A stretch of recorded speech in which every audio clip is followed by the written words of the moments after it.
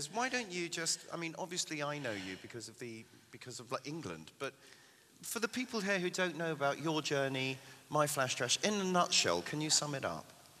Yeah, sure. So in a nutshell, I started coding as a child and set up various different websites throughout my childhood. And when I was 17, I started a blog called My Flash Trash. And I was living in Hong Kong at the time, but at school in England. I used to buy jewelry in Hong Kong and sell it at school. And that sort of snowballed into one designer asking if she could sell on the blog as well, into us becoming one of the biggest marketplaces in Europe for jewelry designers online. The Made in Chelsea part of that journey, explain that. Yeah, so initially the business was much more high fashion. In a way then, that you used traditional offline media in order to launch an incredibly successful online platform.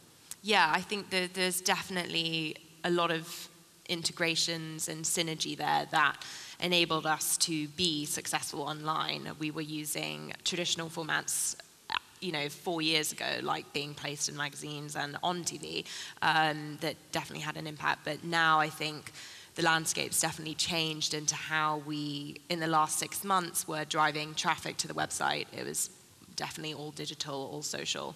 And in terms of the social, which one, was it Instagram, was it Snapchat, was it all of the above? Yeah, so actually the majority of our growth on the e-commerce platform came from influencers. In-house, or did you use agencies for that? How did you organize that side of it? The actual content creation?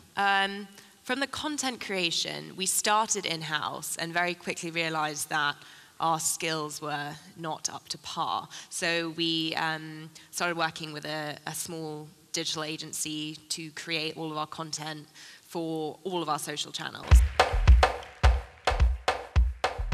We then realized that actually community would drive much higher conversions. And by that, what I mean is somebody from One Direction bought some jewelry from us, and it blew up in all the fangirl communities on Tumblr, and the lifespan of the traffic uplift for the keywords around that particular product was huge, much greater than any other influencer who'd ever worn us.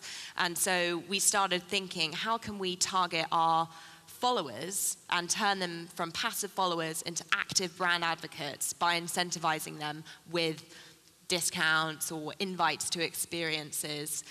And this community we built over 6 months to have 900 girls in who would, on social media, promote my jewelry company in return for rewards or in return for being featured. How can we better create engagement using social media? Are there any top tips?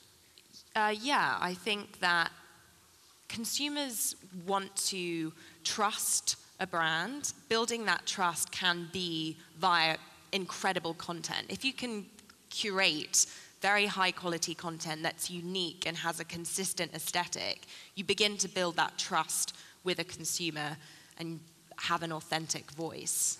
And I think at that point, that's when you can start selling them and introducing product. What's your agency called? So it's called Brand Fangirls. We build fangirls around that's a great brands.